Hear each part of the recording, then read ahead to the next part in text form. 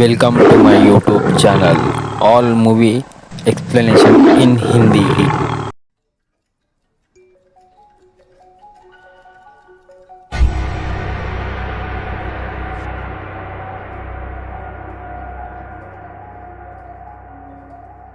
दोस्तों आज की हमारी इस मूवी का नाम है THX 1138।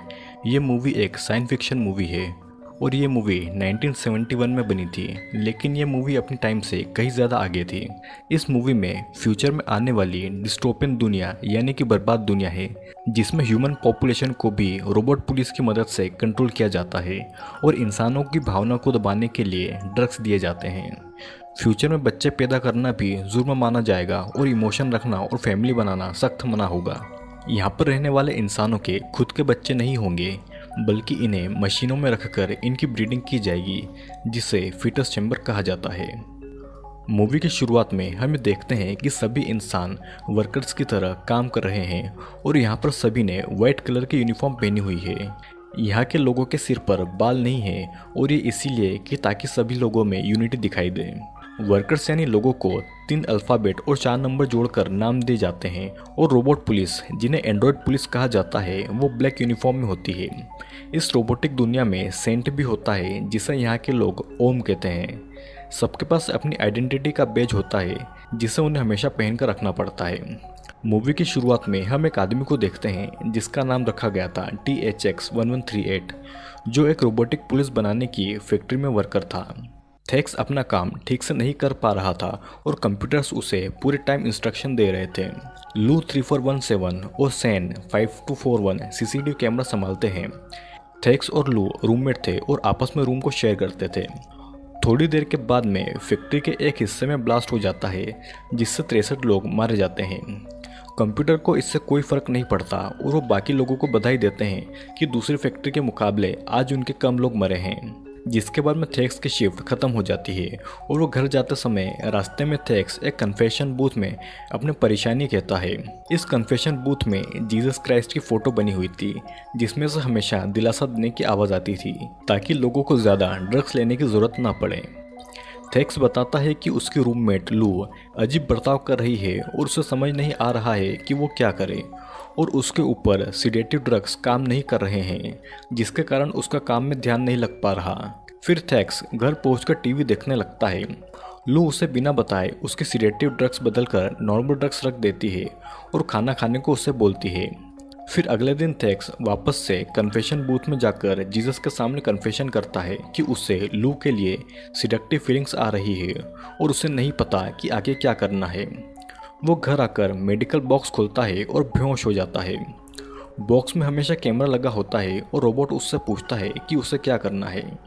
लू आकर बॉक्स को बंद कर देती है और होश में आकर थैक्स और लू दोनों रोमांटिकली और सेक्सुअली इन्वॉल्व होते हैं, जो कि यहाँ पर फ्यूचर में इलीगल था और ये सारी चीज़ें सीसीटीवी कैमरा में रिकॉर्ड हो जाती है। फिर अपना ये काम खत्म करने के बाद में दोनों ओम का होलोग्राम चलाकर उनसे माफ़ी मांगते हैं। थैक्स लू से कहता है कि वो अपनी सिडेटिव ड्रग्स लेना फिर से शुरू कर देगा और ऐसा अब दोबारा बिल्कुल नहीं होगा, जिस पर लू उसे भाग चलने के लिए कहती है, जो कि यहाँ से निकलना बिल्कुल नामुमकिन था। फिर अगले दिन दोनों काम पर वापस लौट जाते हैं। लू ये बताती है कि उसकी शिफ्ट सैन के साथ में चेंज कर दी गई है और ऐसा कभी नहीं होता, इसीलिए थैक्स को शक होता है कि लू उसे रिपोर्ट करने जा रही है। थैक्स बाद में सैन के रूम में देखने जाता है और पूछता है कि लू कहाँ है, मगर सैन को कुछ नहीं पता होता। सैन थैक्स को उसका रूममेट बनने के लिए कहता है, जो कि बिना इजाज़त के करना क्राइम था। सैन ये बताता है कि उसने लू से बात की है और दोनों को ये लगता है कि रूम को चेंज करना ज़्यादा ठीक रहेगा। फिर थैक्स वहाँ से निकलकर चला जाता है और रात भर लू का इंतज़ार करता है, लेकिन लू वापस नहीं आई। अगले दिन सैन फिर थैक्स के पास जाकर उससे सैन का रूममेट बनने को कहता है और थैक्स बाहर आकर कंप्लेंट बॉक्स में सैन की कंप्लेंट डाल देता है, जिसके कारण सैन को जेल हो जाती है। फिर रोबोट फैक्ट्री में अपना काम करते समय थैक्स का ध्यान फिर से भटक जाता है, जिससे होता यह है कि उससे एक गर्म रॉक गिर जाती है और उससे ब्लास्ट होने ही वाला था। फिर सिस्टम ऑपरेटर्स उसका माइंड लॉक कर देते हैं, जिससे उसकी बॉडी काम करना बंद कर देती है और ब्लास्ट के कुछ सेकंड पहले ही उसे रिलीज कर देते हैं, जिससे कि उसका ध्यान वापस आ जाता है और सब कुछ पहले जैसा ठीक हो जाता है। और फिर थैक्स की इस गलती के कारण उसे पुलिस के द्वारा अरेस्ट भी कर लिया जाता है। फिर थेक्स को कोर्ट में लाया जाता है और जहां से उसे डिटेंशन में रखने के ऑर्डर दिए जाते हैं और फिर थेक्स को रूम में ले जाकर उसे कई तरह से टॉर्चर भी किया जाता है। टॉर्चर करने के बाद में थेक्स की एक ड्रग सर्जरी करते हैं और वापस उसे रूम में लाकर रख देते हैं। फिर थोड़ी देर के बाद में उस रूम में लू कहीं से आ जाती है। थेक्स को ये भरोसा नहीं होता कि लू यहाँ पर कैसे पहुंची, लेकिन लू को देखकर वह बहुत ज्यादा खुश होता है। लू थेक्स को ये बताती है कि वो प्रेग्नेंट है और वो उसके बच्चे की मां बनने वाली है, जिसे सुनने के बाद में दोनों फिर से रोमांटिकली इन्वॉल्व हो जाते हैं। यहाँ पर फ्यूचर में किसी के लिए भी इमोशनली और फिजिकली इन्वॉल्व होना क्राइम होता है और रोबोट पुलिस आकर दोनों को अरेस्ट कर लेती है और थेक्स को बाकी कैदियों के साथ में जेल में बंद कर देती है। थेक्स को जेल में सेन मिलता है जो कहता है कि मुझे पता है कि तुमने मुझे रिपोर्ट किया। सेन थेक्स से भागने के लिए पूछता रहता है, जिस पर थेक्स कोई जवाब नहीं देता और फिर एक दिन परेशान होकर थेक्स वहां से निकलने लगता है और सेन उसके साथ में जाता है। उनकी जेल एक कभी न खत्म होने वाला सफ़ेद रूम था जिसमें वो चलते जाते हैं, लेकिन उन्हें कहीं भी आगे जाने का रास्ता नहीं मिलता। फिर बहुत दूर तक ऐसे ही चलने के बाद में उन्हें एक आदमी मिलता है जिसका नाम था SRT। वो रास्ता भटक कर वहाँ पर पहुँच गया था। सेन SRT से पूछता है कि क्या यहाँ से भागकर जाने का कोई रास्ता है, जिस पर SRT बताता है कि रास्ता तो बिल्कुल ठीक तुम्हारे पीछे ही है। फिर तीनों बाहर निकलने वाले रास्ते पर कदम रखते ही है जहाँ पर बहुत ज़्यादा इंसानों की भीड़ होती है। सेन भीड़ में आकर SRT और थेक्स से अलग होकर भटक जाता है और SRT थेक्स को लेकर एक लैब में पहुंच जाता है। SRT थेक्स को बताता है कि वो एक होलोग्राम है और सर्किट में से निकलकर आया है। यहाँ पर सबको पता चल जाता है कि सेन और थेक्स गायब है और फिर उन दोनों की तलाश शुरू हो जाती है। काफ़ी देर तक उन्हें सर्च करने के बाद में उन्हें थेक्स और SRT दिख जाते हैं, जिनके पीछे पुलिस उनके 2 रोबोट ऑफिसर को लगा देती है। SRT और थेक्स फिर उन दोनों ऑफिसर से चुपचाप भागकर निकल जाते हैं।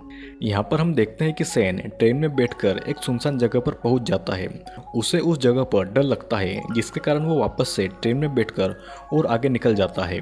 इधर थेक्स और SRT मुर्दाघर पहुंच जाते हैं, जहाँ पर उन्हें किसी के आने की आवाज़ सुनाई देती है, जिससे छुपकर वे दोनों वहीं पर मुर्दों के साथ में लेट जाते हैं। यहाँ पर एक लेडी आती है जो सभी मरे हुए इंसानों के कान में छेद करके उन्हें एक नंबर देती है, जिससे पता चल जाता है कि ये इंसान मर चुका है। होलोग्राम होने के कारण SRT को कुछ नहीं होता, लेकिन थेक्स दर्द के कारण चिल्ला देता है, जिसके कारण दोनों को वहाँ से भागना पड़ता है। फिर सेन गलती से ओम के एरिया में पहुंच जाता है, जहां पर वो जीसस से वापस जाने के लिए कन्फेस करता है। तभी वहां पर एक सेंट आ जाता है, लेकिन सेन के पास में उसका बेज न होने के कारण वो उसे रिपोर्ट करने के लिए चला जाता है, लेकिन सेन उसे जाने से पहले ही उसे वहीं पर मार डालता है। इधर थेक्स और SRT भागकर एक सर्विलांस रूम में पहुंच जाते हैं। थेक्स लू को ढूंढने की कोशिश करता है और थेक्स से देखता है कि लू को फीटस चेंबर में मारकर रख दिया गया है और उसे फिर से रीनेम कर दिया गया है। रोबोट एंड्रॉयड पुलिस वहां पर आ जाती है, जिससे कि उन दोनों को जल्दी से वहां से भागना पड़ता है। इधर हम ये देखते हैं कि सेन चाइल्ड एरिया में आकर बच्चों से बातें करने लगता है, जब तक पुलिस आकर उसे पकड़कर नहीं ले जाती। इधर थेक्स और SRT भागकर बाहर आते हैं और एक एक कार को लेकर वहां से भाग जाते हैं। थेक्स जल्दी ही कार को स्टार्ट करके निकल जाता है, लेकिन SRT एक पिलर से टकरा कर मर जाता है। एंड्रॉयड पुलिस अब सिर्फ थेक्स के पीछे लगी थी, क्योंकि SRT तो मर गया था। थेक्स की कार गर्म होने के कारण उसकी कार रुक जाती है और पुलिस उसके बहुत पास आ जाती है, जिससे कि थेक्स की बचने की उम्मीद बहुत कम थी। लेकिन तभी अचानक वो कार स्टार्ट हो जाती है और वो वापस से भागने लगता है। फिर हम ये देखते हैं कि जो 2 ऑफिसर थेक्स के पीछे पड़े थे, वो अपनी अपनी बैटरी खत्म हो जाने के कारण वहीं पर डेड हो जाते हैं। और फिर थेक्स उस कार को छोड़कर एक टनल में भागता है, जहां पर उससे कुछ बंदर जैसे जानवर पकड़ लेते हैं। उनकी आवाज़ सुनकर दूसरे ऑफिसर उसके पीछे पहुंच जाते हैं और फिर थेक्स उस टनल की सीढ़ियों को चढ़कर ऊपर की ओर जाने लगता है और पुलिस उसके पीछे आती है। लेकिन तभी उन्हें ये ऑर्डर मिलते हैं कि थेक्स को पकड़ने की कॉस्ट बहुत ज़्यादा हो रही है और इसीलिए अब थेक्स को पकड़ने वाले मिशन को बंद किया जा रहा है, जिसके बाद में दोनों ऑफिसर्स को वापस आने के ऑर्डर मिलते हैं। वो ऑफिसर थेक्स से आखिरी बार उनके साथ में चलने के लिए उससे कहते हैं, लेकिन थेक्स उस टनल से ऊपर चला जाता है और वे ऑफिसर वहीं से वापस लौट जाते हैं। थेक्स बच जाता है और ऊपर ज़मीन पर पहुंचकर उसे पता चलता है कि उसका पूरा शहर अंडरग्राउंड में था। मूवी के एंड में थेक्स टनल से ऊपर बाहर की ओर आता है और अपना ज़िंदगी का पहला सनसेट देखता है, जिसके साथ में ये मूवी यहीं पर एंड हो जाती है। दोस्तों, ये मूवी 1971 में रिलीज़ हुई थी और इसे एक बहुत बेहतरीन मूवी माना गया है। इस मूवी में बताया गया है कि कैसे बढ़ते हुए आर्टिफिशियल इंटेलिजेंस और ह्यूमन के पॉल्यूशन के कारण हमारी अर्थ को क्लाइमेट चेंज सहना पड़ा और रोबोट्स ने ह्यूमंस की जगह ले ली। फ्यूचर की इस दुनिया में बच्चे तो पैदा होते हैं, लेकिन इन्हें रोबोट्स ही फीटस चैम्बर में बनाते हैं और बड़ा करते हैं ताकि उनसे काम करवाया जाए। यहाँ पर उन्हें लगातार ड्रग्स दिए जाते हैं जिससे उनके अंदर कोई फीलिंग्स ना रहें और उन्हें बस काम करने के लिए प्रोग्राम किया जाता है। लेकिन लू के अंदर धीरे धीरे फीलिंग्स जागने लगती है और वो अपने रूममेट थेक्स को भी वो ड्रग्स खाने से रोकती है ताकि उसकी भी फीलिंग्स जागे। दोनों में इंटरकोर्स होता है और लू प्रेग्नेंट हो जाती है। फ्यूचर की इस दुनिया में फीलिंग्स के लिए कोई भी जगह नहीं थी। यहाँ पर बच्चों की भी बस ब्रीडिंग होती थी और सब आर्टिफिशियल ह्यूमन होते थे जिनके माँ बाप नहीं बल्कि फीटस चैम्बर में उन्हें पाला जाता है।